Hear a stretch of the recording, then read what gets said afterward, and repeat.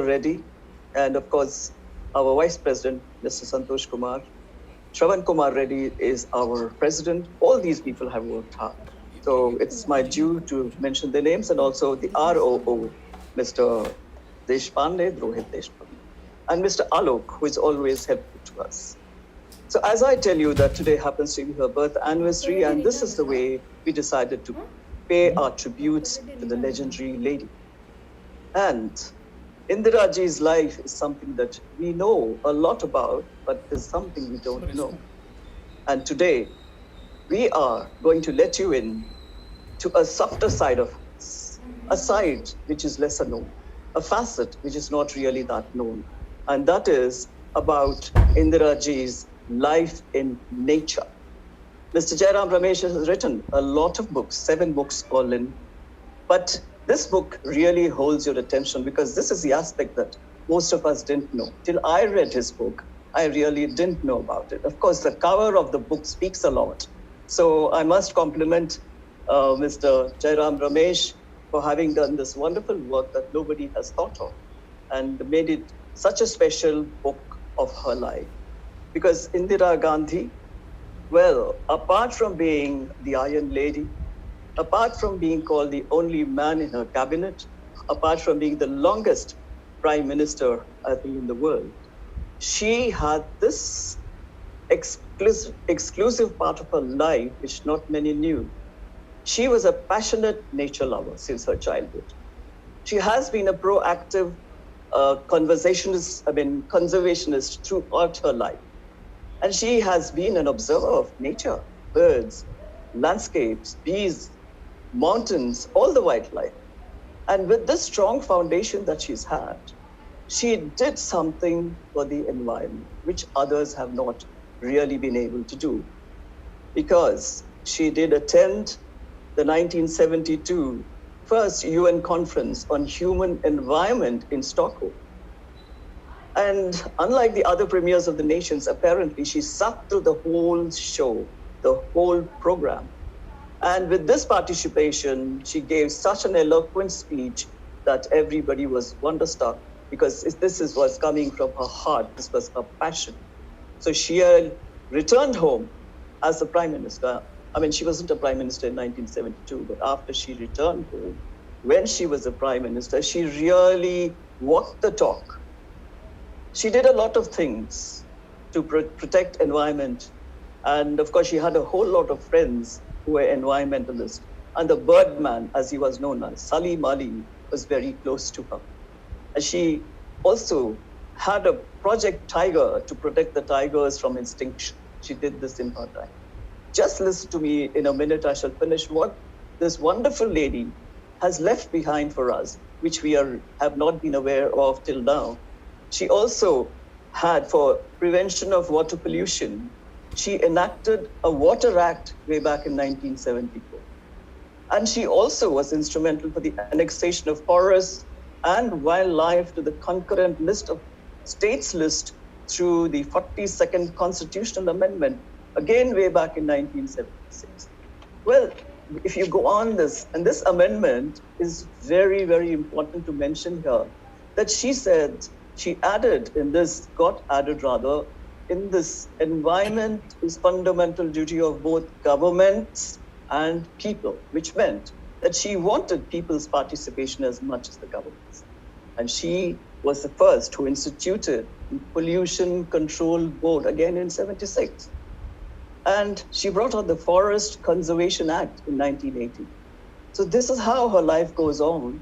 And I'd really say that I think, as Mr. Jairam also has said in his book, that there has never been an ecologist or an environmentalist after Indira Gandhi who was so committed.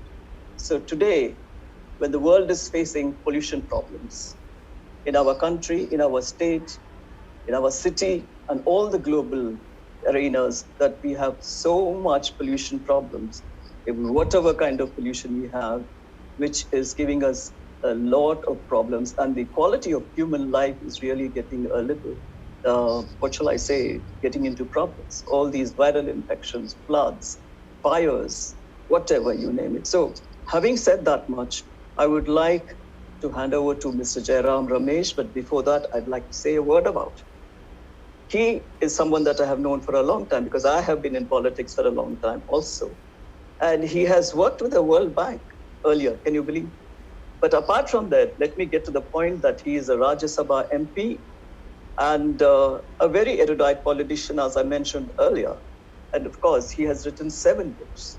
A very highly educated personality, and the kind of best institutions that he's studied in India and abroad are IIT Mumbai, Carnegie Mellon University, Massachusetts University, that is the MIT, and he worked, as I said, in the World Bank as well. And as a minister in the UPA 1 and 2, he's had many, many portfolios. And one of the portfolios happens to be the one that has made him write this book, is about forests and environment.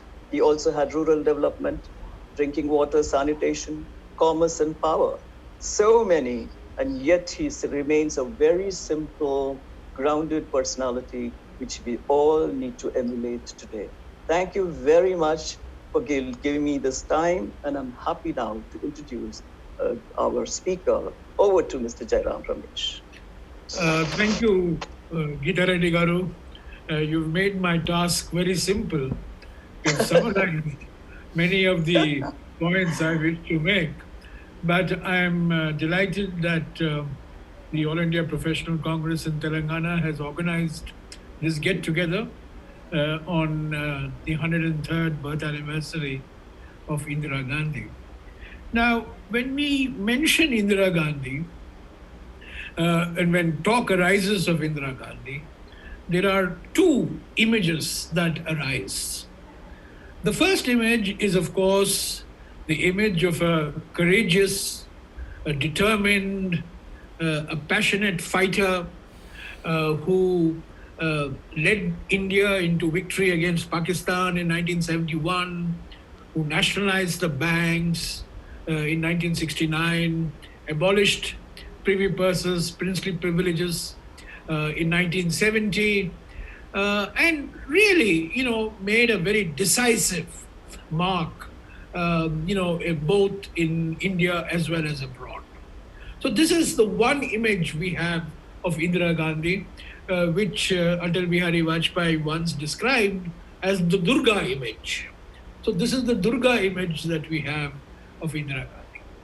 The other image of Indira Gandhi we have is, of course, the 1975 image, which is the architect of the emergency. She allowed the emergency to continue from June of 1975 till January of 1977, when she realized her democratic legacy, the legacy of her father, Jawaharlal Nehru, called for elections, lost the elections very badly, but 2.5 years later came back with a resounding mandate. So we have both these images. We have a charismatic image of Indira Gandhi, which her admirers talk about, and we have a controversial image of Indira Gandhi, which her detractors and her critics talk about. But what I want to speak to you about today is a different aspect of Indira Gandhi, which is not very well known, and which really is fundamental to her personality. She never saw herself as a political leader. She was a child of politics. She was born in a political family. She grew up in a political family. She lived and breathed politics all through her life. But she never saw herself as a political animal. What she saw herself was as a child of nature. And this is what I want to talk to you about, the naturalist in Indira Gandhi. And the reason why I want to talk to you about this aspect of her personality today is because India's greatest crisis is the environmental crisis. In many ways, the COVID crisis that we are facing is the other side of the ecological crisis that we have been facing, not only India, but indeed the entire world has been facing for many years. Environment has become a very fundamental aspect of economic growth. And now I think there is realization across the world that economic growth, which is not ecologically sustainable, is no growth. So we need the environmental dimension of economic growth to be strengthened, to be deepened, so that we breathe healthy air, that water we drink is healthy, and the natural environment really does not impinge on our lives. Now, this is the reason why I think Indira Gandhi is more relevant today than in the past. For one, all the laws that we have on the environment, the Wildlife Protection Act of 1972, the Water Pollution Control Act of 1974, the Forest Conservation Act of 1980, and the Air Pollution Control Act of 1981 were all her personal creations. She led from the front, and it was she who gave the bureaucracy and Parliament the leadership. The institutions that we have today, the Ministry of Environment, the Central Pollution Control Board, the State Pollution Control Boards, were all her personal creations. And in fact, from November of 1980 till her assassination on the 31st of October 1984, that is for a period of almost 4 years, she was the cabinet minister for the environment. She herself held the portfolio. She created the ministry, and she made sure that she was the minister as well. And right through her entire life, beginning from when she was a child till she died, it was nature and the environment that defined her personality. In fact, just 2 days before she was assassinated, she was assassinated on the morning of the 31st of October, but on the 28th of October, which is really 3 days before, she suddenly decided, all of a sudden, she surprised everybody, she wanted to go to Srinagar. And she was asked, why all of a sudden you want to go to Srinagar? And she said she had been going to Srinagar for almost 50 years, but she had never seen the chinar tree change its colors. The chinar is a magnificent tree in Kashmir which changes its colors, 5-6 colors in a day. You can see the changing colors. And on the 28th morning, she went to see this chinar tree, which she had never seen, although she had been going to Srinagar, as I said, for almost 50 years. She had never seen the chinar tree change its colors. And she went to the Dachigam, her favorite sanctuary. And that was on the 28th. And of course, 3 days later, she was assassinated. The last thing that Indira Gandhi did, before she was assassinated virtually, was to write a foreword to a book. And the name of the book was called Eco Vote. Eco Vote. It was about the politics of the environment, how to make environmental issues politically more important. And the author of that book was her minister, the deputy minister of environment, a man called Digvijay Singh, not the Digvijay Singh of today, but that was Digvijay Singh, not Singh, S-I-N-H, Digvijay Singh, who belonged to the princely family of Vankaner. And he wrote a book, and she wrote the foreword for the book. And this was really the last thing she did before she left for Bhubaneswar and came back to Delhi, and she met her tragic end. So the point why I'm recounting all this is to tell you that this was a lady who was a political animal. She was Prime Minister of India. She was steeped in political affairs.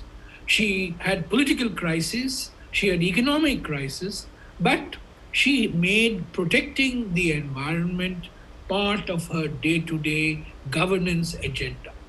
So for the 16 years that she was Prime Minister, from 1966 till 1984, She was prime minister in two spells. For the 16 years in all that she was prime minister, there was not a day, as I have documented in the book that Gita Reddy ji has just mentioned, there was not a day that passed without her taking some decision or the other which affected the environment, which affected our wildlife, which affected our forests, which affected our air, which affected our water, and which created a public awareness and sensitivity to the environment. Gita Reddy has rightly pointed out to the Constitution of India. If you look at Article 51A, the list of fundamental duties, which was adopted by Parliament in 1976, you will see that point number G under fundamental duty to protect and improve the natural environment, including forests, lakes, rivers, and wildlife, and to have compassion for living creatures. So this, in many ways, it was incorporated into the Indian Constitution largely because of, in fact, almost entirely because of, her leadership and her concern for the environment. So this is really the background. And I think what makes it relevant, of course, is the fact that her concern for the environment was at a time when environment was not a public issue. We did not have so many NGOs. We didn't have civil society. We didn't have the political leadership, both in India and abroad. Gita has pointed out to the first UN conference on the human environment that was held in June of 1972. Indira Gandhi was the only prime minister from outside. I mean, the prime minister of Sweden was the host, Olof Palme, but the only prime minister who attended that conference and spoke at that conference was Indira Gandhi. Now, in December of 2015, when Mr. Narendra Modi went to the Paris Climate Change Conference, also organized by the UN, there were over 100 presidents and heads of state, including, President Obama and, of course, Mr. Modi. But in 1972, she was the only head of government from outside Sweden to be actually speaking on the need to protect the environment. And what was the message that she was conveying? I think she was conveying two messages. And this was the message that continued throughout her prime ministership. Number one, that India is a developing country. India is a poor country. Its priority has to be economic growth. Its priority has to be industrialization. Its priority has to be urbanization. We need investment. We have to create jobs. At the same time, and she used this word, at the same time, we have to maintain ecological balance. So it's not a blind pursuit of economic growth, but a pursuit of economic growth that ensures this ecological balance, air, water, forests, land, all the natural resources, biodiversity, very broadly defined. So this was the first message that she hammered home, both in India and abroad, that this is walking on two legs. One leg is the leg of economic growth, and the other leg is the leg of environmental protection. And the second message that she would convey throughout is the fact that Indian tradition has always venerated living in harmony with nature. Western culture, Western civilization is based on man's conquest of nature.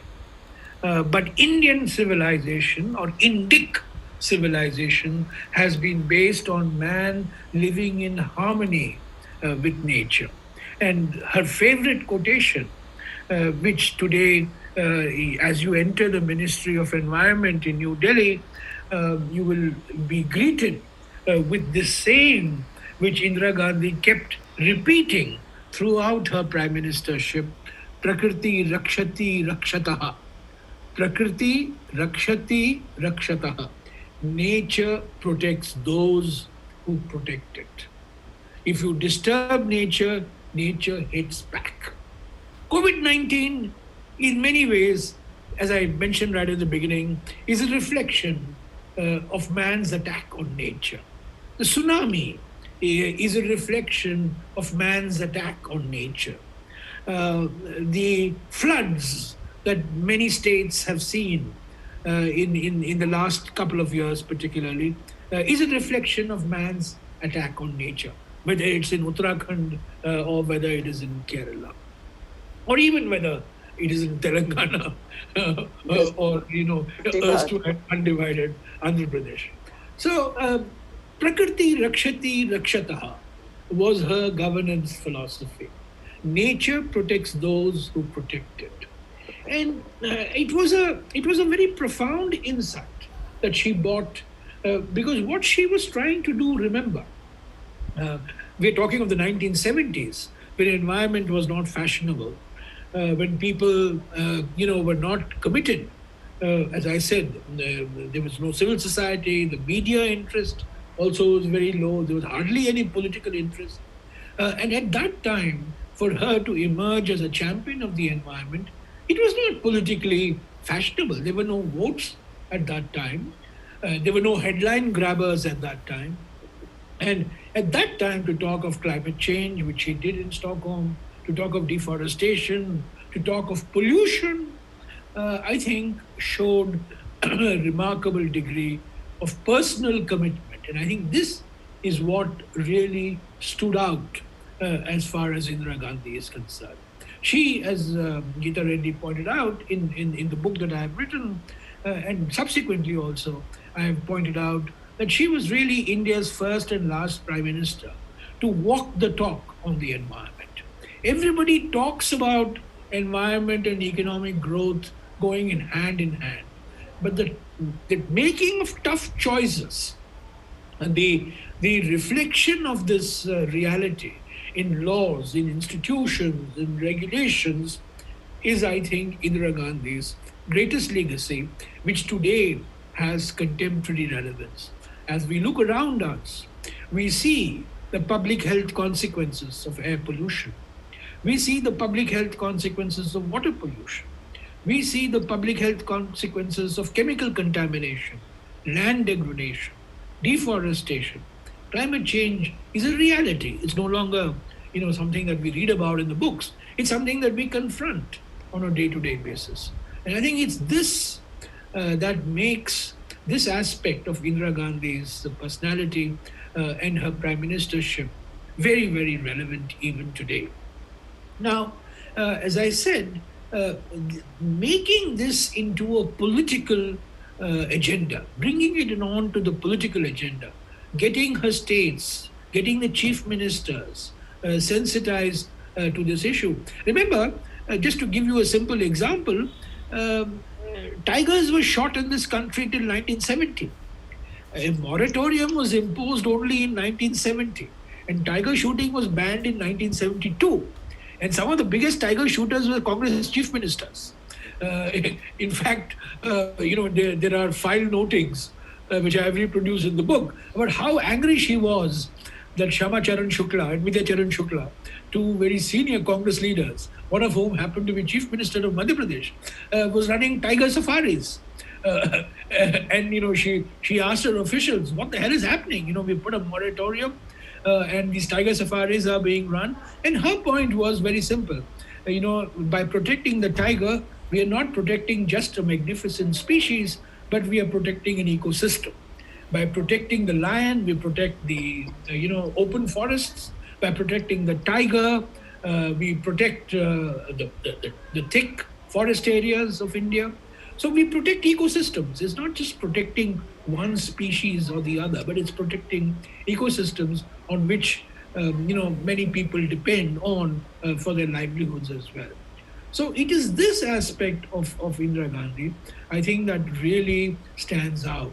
We salute her as a political leader. We criticize her for her decisions, the emergency, and so on and so forth. There are many aspects of Indira Gandhi which have been written about in her biographies. People have either been adulatory or they have been critical. But I think one legacy of hers which has stood the test of time And one legacy of hers, which is more relevant today, Indira Gandhi's economics may not be very relevant today because India's economic challenges have changed. Indira Gandhi's political legacy also today, we can discuss. However, there is one aspect of her legacy, in my view, that is unquestionable and that retains its paramount importance.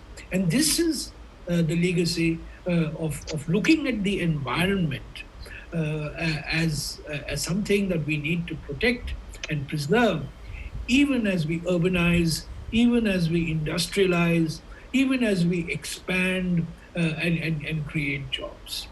I think in that aspect, she was a remarkable personality, and I think she remains a role model for political leaders, particularly who are committed to protecting the environment. There have been great environmental movements in India over the last 25, 30 years. India's first big environment movement was the Chipko movement, which was a movement of women in the hills of Uttarakhand. At that time, it was the hills of Uttar Pradesh, to protect the trees from rapacious contractors. But Indira was responsible for the second big environmental movement, which was the Protect Silent Valley in Kerala, where she responded to large social mobilization that had taken place to protect this ecosystem of Kerala, the rainforest of Kerala, of the Western Ghats particularly, which is so crucial for India. Subsequently, her rethinking on large dams, on Tehri, for example, which is a good example of her rethinking, and her constant questioning of giganticism in projects from the point of view of the environment, I think is remarkable. So I would rather we have a more interactive session rather than my going on to speak.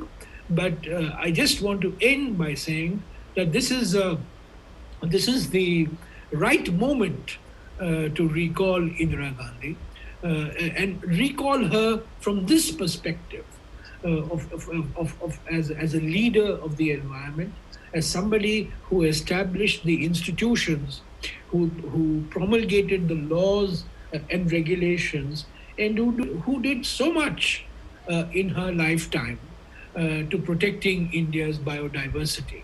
I think this today is India's biggest challenge. We need jobs, we need faster economic growth, but how do we do it in a manner that does not disturb the ecology? By ecology, I mean both local ecology as well as the global ecology, not just global, but also local carrying capacities. We have to worry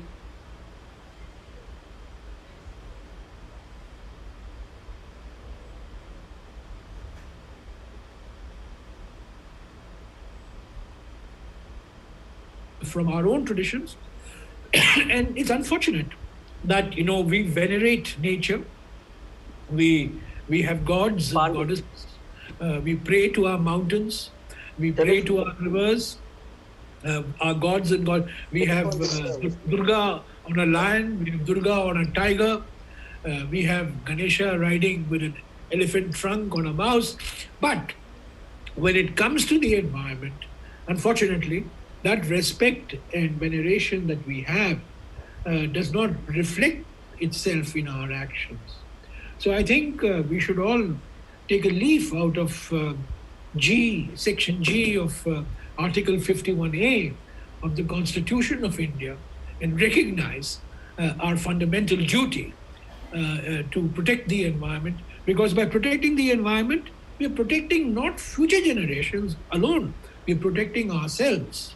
We are protecting our livelihoods, we are protecting our health, and this is not just some middle class, elitist fad that we are indulging in, but by protecting the environment, we are not we are protecting livelihoods, and we are ensuring the public health of our citizens. So thank you, Geeta, for giving me this opportunity, and I would be more than willing to entertain any questions that the people may have on this. Thank you very much. Well, there's one question. Dr. Chiranjeevi, where is it? Seems to have gone out of my screen. Well, till I get back to that, could I put a question to you, if you permit me? Yes, go ahead, go ahead. Till we get some questions on. And now, I'd just like to know, how did she get this passion for environment, and who influenced? What was her influence? You know, for a political personality. That's a very good question. Her mother was a patient of tuberculosis, and they would go every other month. Her mother had to go to a hill station. So from a very young age, she developed this fondness for mountains. She developed this fondness for trees and for nature. Secondly, she had an uncle, her mother's brother, who was a botanist and who loved snakes. Was an herpetologist as well. So she, from a very young age, she was used to nature in its diverse forms.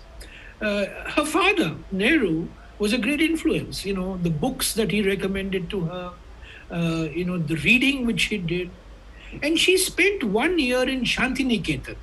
And I think that was a very, very decisive influence. Apart from learning Bengali, she also developed a fondness for nature, because Shantiniketan in many ways reflects Rabindranath Tagore's, fondness for the natural world. So her time in nature, her 1 year that she spent in jail in 42, in Naini Central Prison, made her into a bird watcher. And that's when she read Salim Ali's book, the classic book of Salim Ali, the Book of Indian Birds. And Salim Ali, perhaps, was the single most important individual in Indira Gandhi's life as an environmentalist. She founded the Delhi Bird Watching Society in 1950. 1950, remember. She was one of the 6 members who founded the Delhi Bird Watching Society. And Salim Ali, I think, was one individual who did, of course, she was in touch with many, many, many naturalists, both in India and abroad. She would respond to them immediately. But it was Salim Ali and the Bombay Natural History Society that I think played the most decisive role. And this relationship was a remarkable relationship. They never met very often. They would perhaps meet 3 or 4 times a year, but he would write to her almost every month on some issue or the other. And whatever he wrote to her in Nicobar Islands, whether it was, protecting the lion-tailed macaw, or, just generally Bharatpur Bird Sanctuary. So many examples like this. So Salim Ali, I would say, plays a very important role in her life. And her whole environment, the fact that she was an only child, she was a sickly child. Her mother was also not very healthy for many years. And so therefore she developed this fondness for nature. She studied in Switzerland for a year in a place which, again, a lot of mountains, not a city. So there was these influences on her.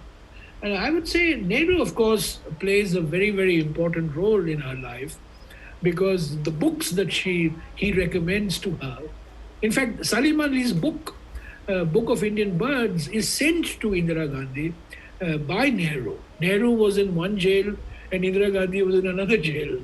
So from one jail to another, Salim Ali's book was sent. And so I think there were multiple influences on her life. But it's quite remarkable that right through she retained this passion. It was not It was not a passing fashion. It was something that stuck with her from the 1920s till almost the very last day that I have mentioned that she was assassinated. Thank you. Now we have a question from our audience. It is from our CEO, Mr. Alim. It says, it's a little longish question. In many reserves, particularly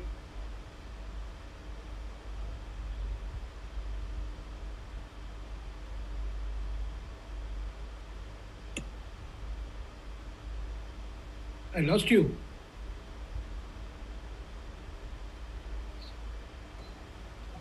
Ma'am, can you hear us? Particularly those. Yeah, Rohit. Ma'am, your voice is breaking. We are not able to hear you too well. Can you hear me?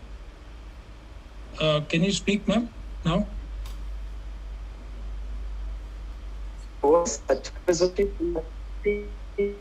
Acha. Okay. This question is from the CEO of Professional Mr. Alim. Okay. Sir, is it okay? we can't hear you too well, ma'am. Your voice is breaking. I was okay. Sir, can I send the questions over to you on WhatsApp directly?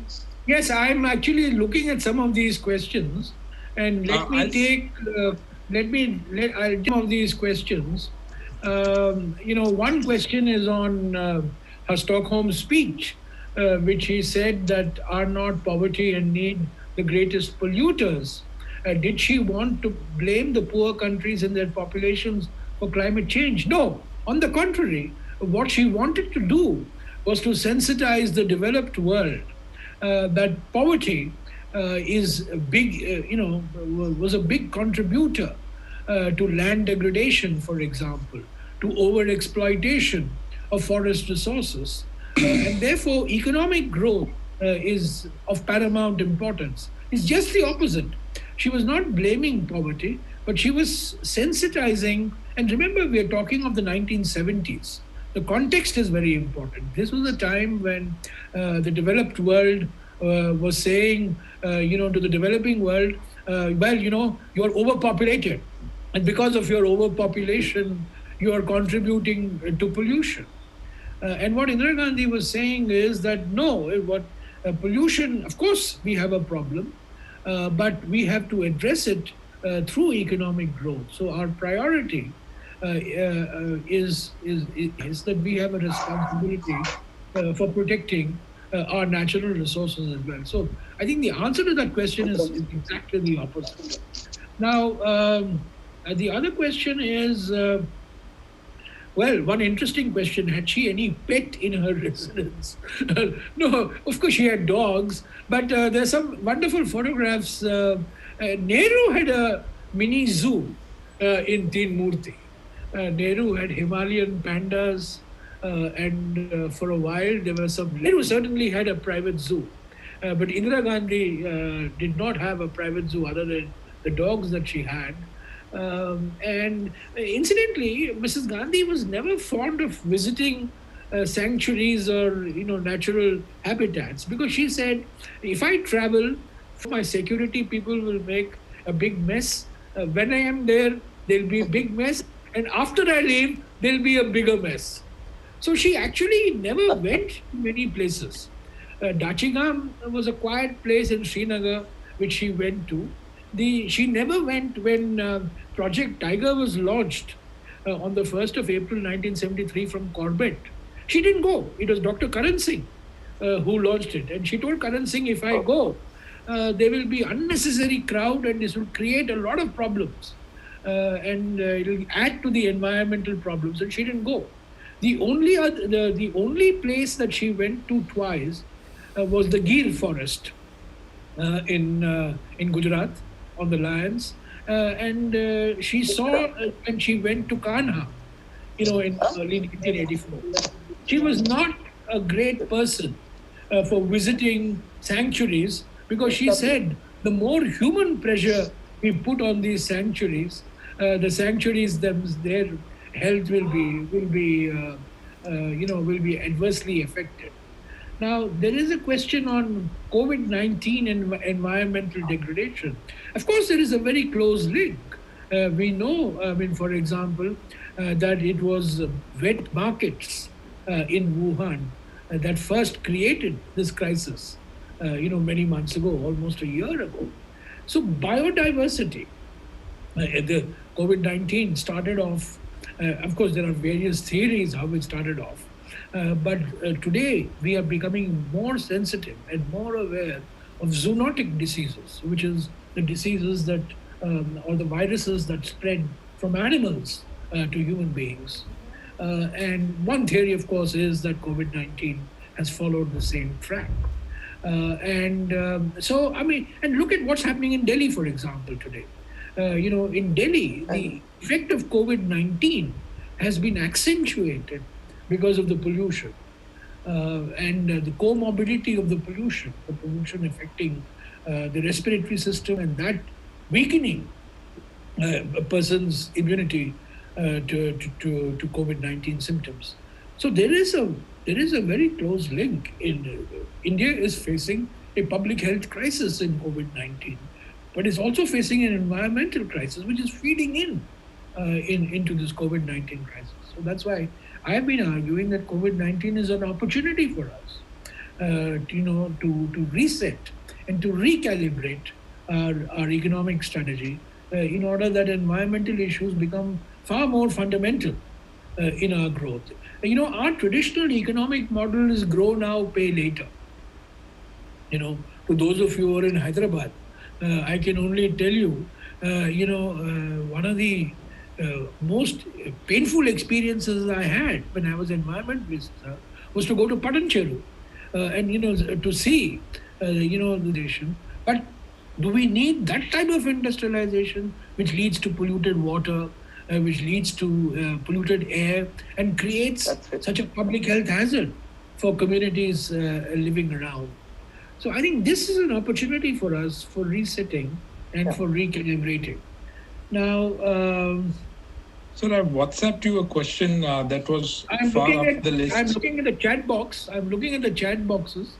One question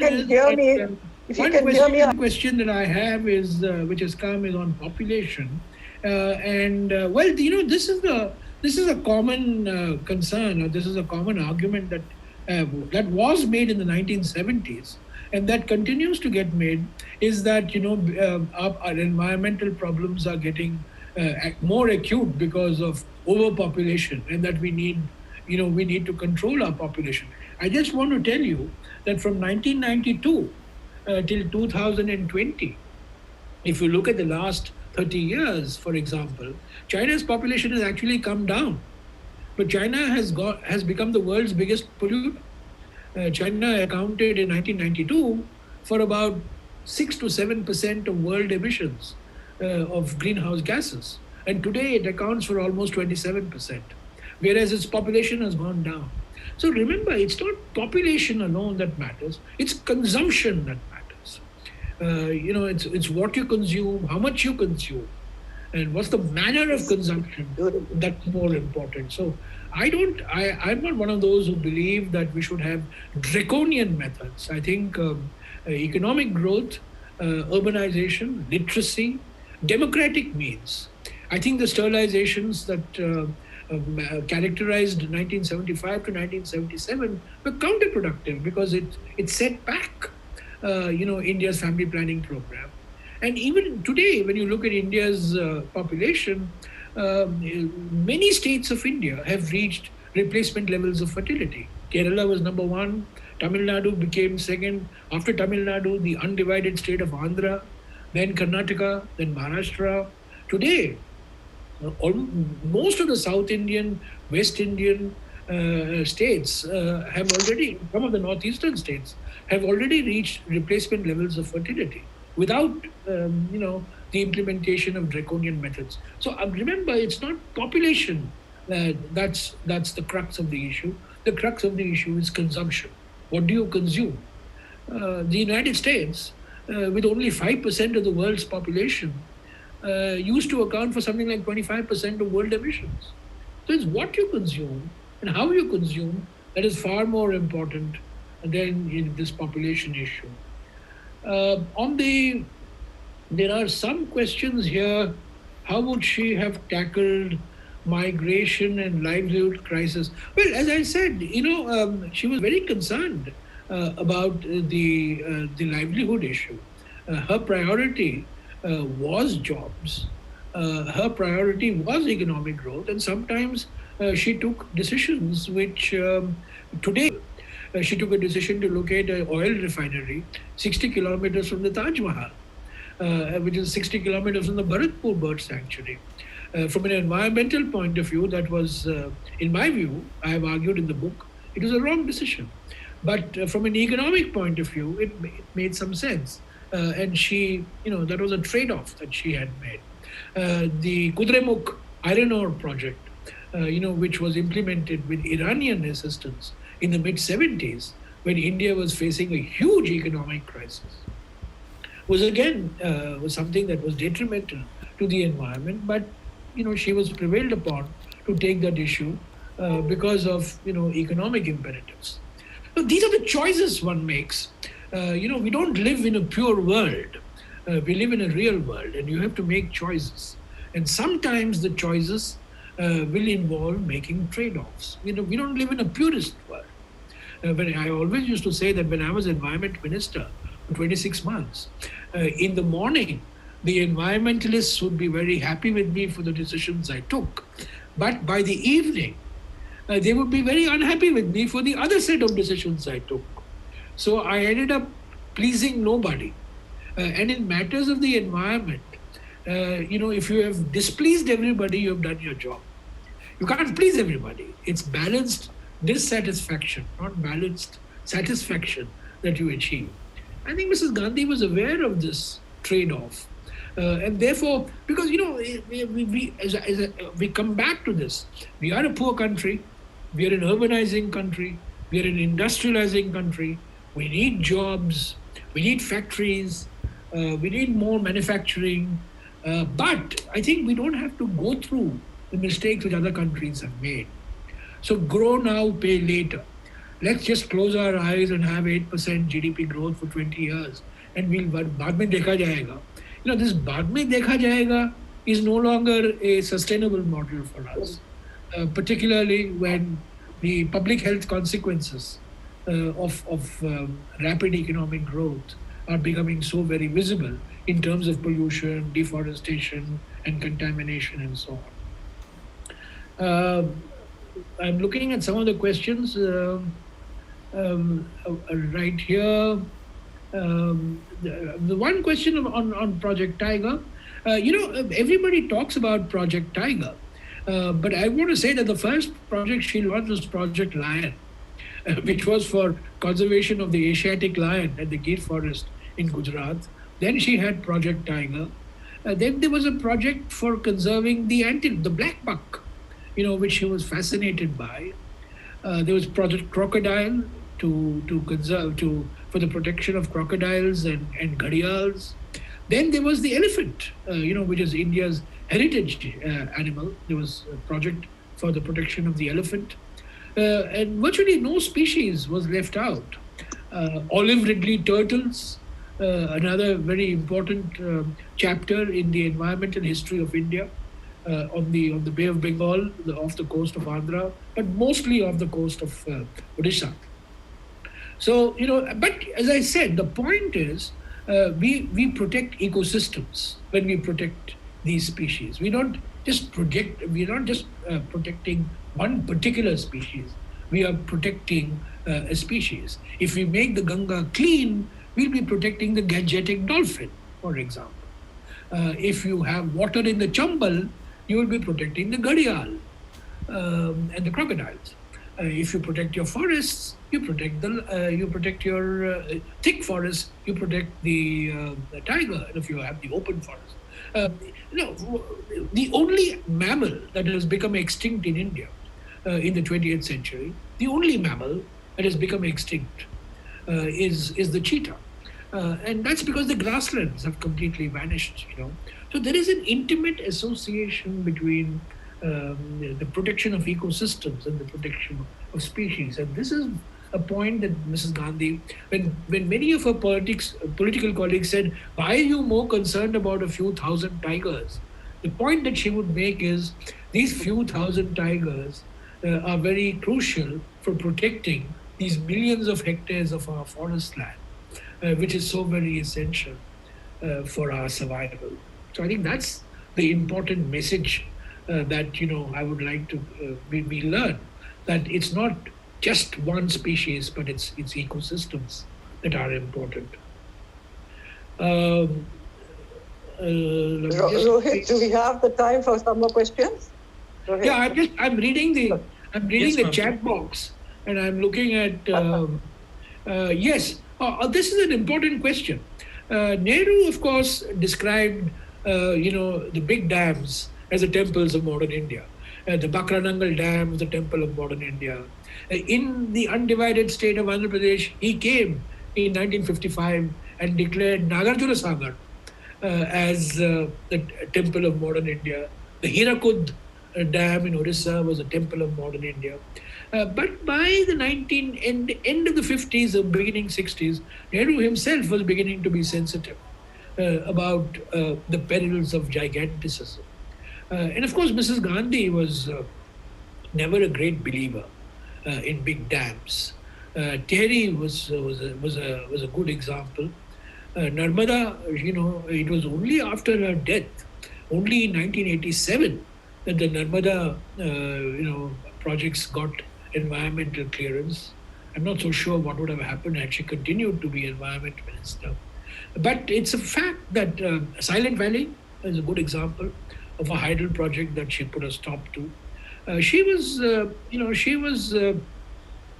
I think by the late 70s and early 80s, she was beginning to get sensitive to the ecological hazards in big projects. I would argue that Nehru's priorities were absolutely right.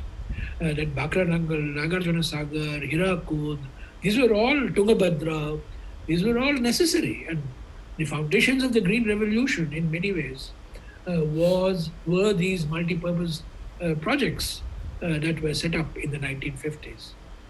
But environmental issues came to the fore later.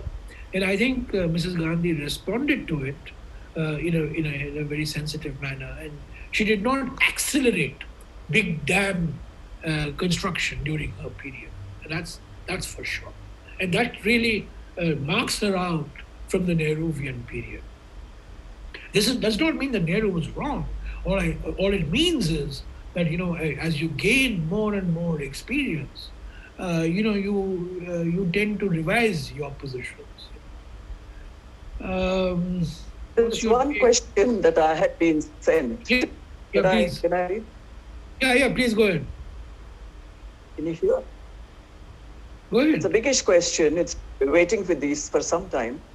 It says here that there are many tiger reserves, example like Madhya Pradesh, where there is access routes and people can go in their cars and view the tigers. This gives much needed revenue to the local communities, but they also have the disturbing the whole ecology over there. So as a policy, would you suggest the management of both? How do you suggest the management of both, given that you need to protect the habitat of the tiger and the livelihood of the local community at the same time? This is by our CEO, Mr. Alam. I know. My policy in these matters is very clear. The lesser the human interface in these areas, the better off we are. And I'm dead against 4-laning or 6-laning, or this highway construction, which end up bifurcating corridors like we've had in Madhya Pradesh, Uttarakhand, and other places. I'm dead against it. Of course, we need to generate revenue. Of course, no doubt about it. But we have to look at carrying capacities. And many of Corbett, for example, I think has already exceeded its carrying capacity. And it's having very deleterious effects already. man-animal conflict will only increase. I think we have to be very careful. And my policy would be, as long as I was a minister, certainly, and subsequently also, I have always followed very, very circumspect when it comes in the buffer areas. That's why we had core areas and we have buffer areas. In the core, we just leave it completely untouched. In the buffer, in and around the buffer, you can have access. But I think we should be very careful. And you cannot have a catch-all thing because, as I said, carrying capacities are different. There are some tiger sanctuaries in India which people don't know about, and they are beautiful. And thank God people don't know about it. Paramikulam, for example. About it, the better off you are from a nature point of view. Nature's biggest enemy is man. Finally, it boils down to us. Well, somebody has a question. I don't know. I'll leave it to you. What are your views of the recently passed privatization of the agriculture bill? I mean, I'm sure he wants to know how much it's... Well, I've done a whole AIPC session with Rajasthan on this. And I think, in short, I think this is going to change the very nature of Indian agriculture in the long run. This is, it's going to shake up the MSP, the FCI, the public procurement model of Indian agriculture. And I think we're going to end up corporatizing agriculture. It's a myth to think that APMCs have a monopoly. Almost only about less than a third of agricultural produce actually comes into the APMC. What the APMC does is to set a floor price, and it helps in the negotiation of better prices. So I have very serious reservations on the manner in which the rights and responsibilities of state governments have been completely given short shrift, and the manner in which we, have gone about corporatizing Indian agriculture. Indian agriculture can never be agribusiness. I think once you start looking at Indian agriculture from an agribusiness point of view, then you're going to end up destroying livelihoods. And much of the agitation that you're seeing in Punjab, Haryana, is because of this. Okay, very candid, very candid. Any questions on your box over there? I am just looking at manufacturing. I think I have addressed the big questions that are this question that keeps coming back, a number of people, can a balance ever be achieved between economic growth and environmental protection? I think, there is no formula. This is the point I want to make. There's no textbook formula. There's no real model. These are choices we make. These are trade-offs we make. And I think, but the important thing is to recognize that we must make these trade-offs explicit.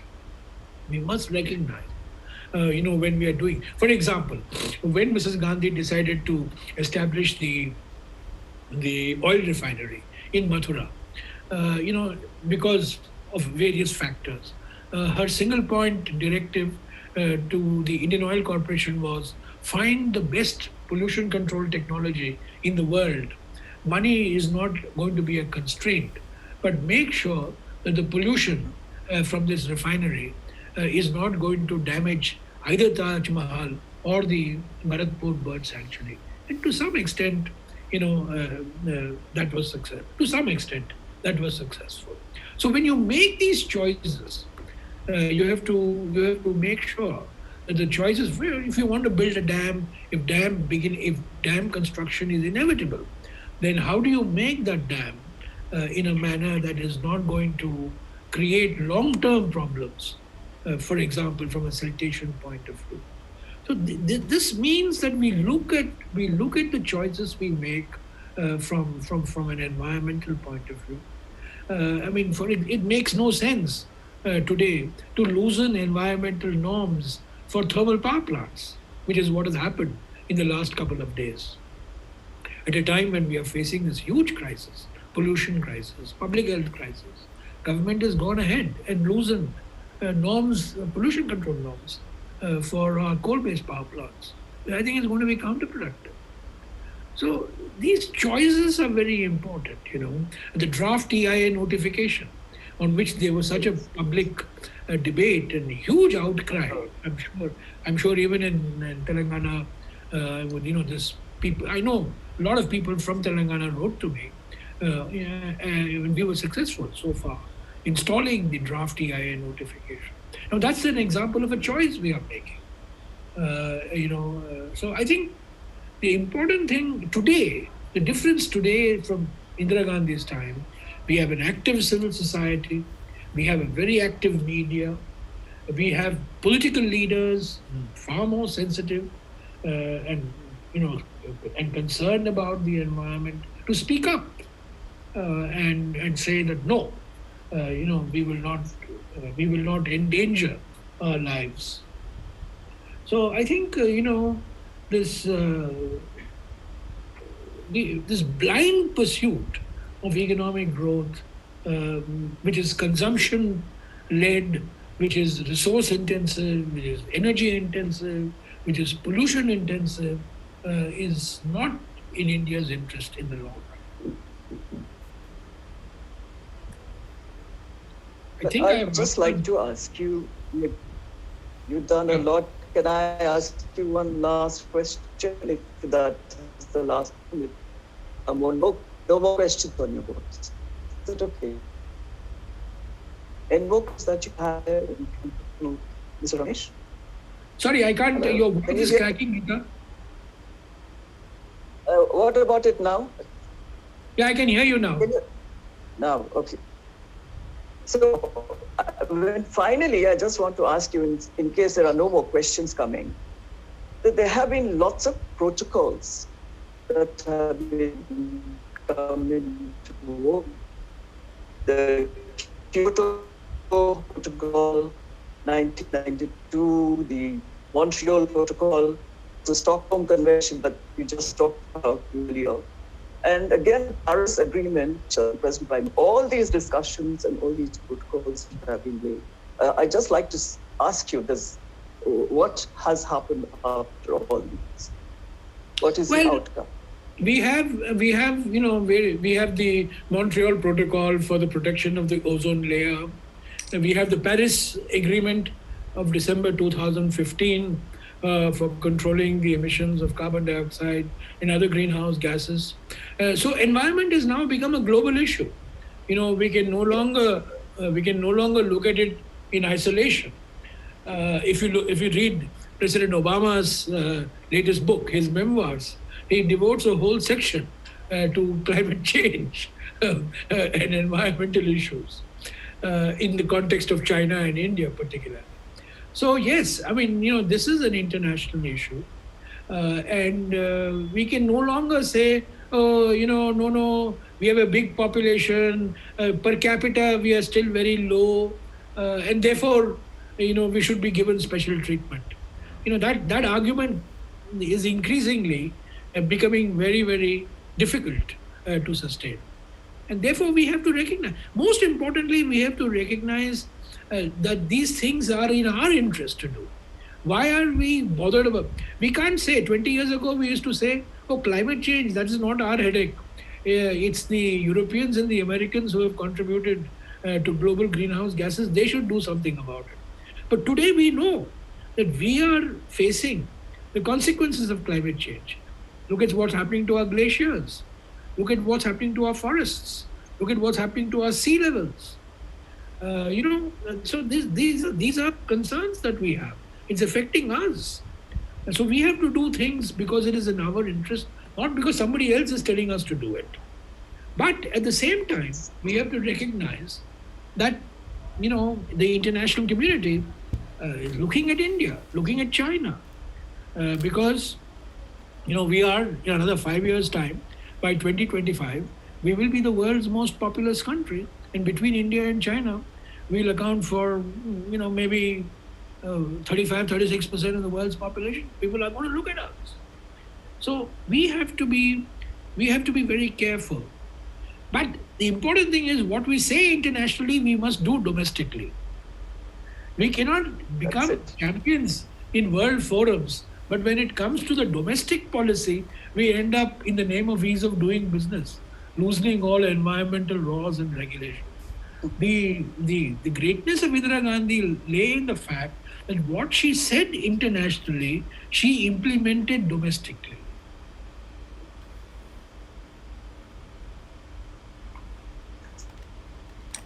That's it. You have said that the environmentalist prime minister, like she has ever been. I think that really sums up for her what she has been to environmental issues. And we really are proud of her anniversary, and we were remembering this great lady of something that we all really didn't know about at all. So now I would, Rohit, any more questions? Well, Mrs. No, Gandhi, Rohit. Mrs. Gandhi is a Questions? fascinating figure. She's a fascinating figure. And Yes. she's charismatic and she's controversial. She's also compelling. Yeah. There are different aspects to her. And very, I think it's, for example, people don't associate her with a sense of humor. But she had a sense of humor, which she would use to devastating effect. She was fluent in French. She was fluent in Bengali. She was a remarkable woman in many ways, and I think she influenced a lot of women. Jayalalitha, in one of her interviews that she gave, she was asked, I think Simi Grewal's interview, many years ago I saw, Simi Grewal asked Jayalalitha, who influenced you, in politics? She said, Indira Gandhi. Her first answer was Indira Gandhi. See, it's true. Well, I idolize her also myself. Any more questions on your box there? No, I think I've answered most of them. Mr. Ramesh? Yes. Okay. So I'd just like to go on further. I'll call upon Mr. Amir Javed, who is the president of the Secunderabad All India Professionals Congress chapter, he's the chairman of the state research wing, a very dynamic young man, and I have tasked him with giving the closing remarks for this program, if that's all.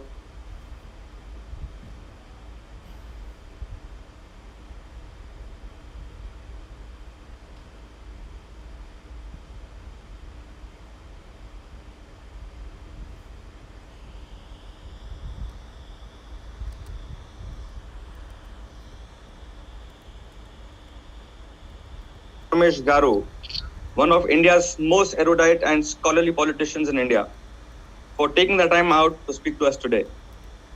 I also thank Dr. Geeta ji for moderating this session.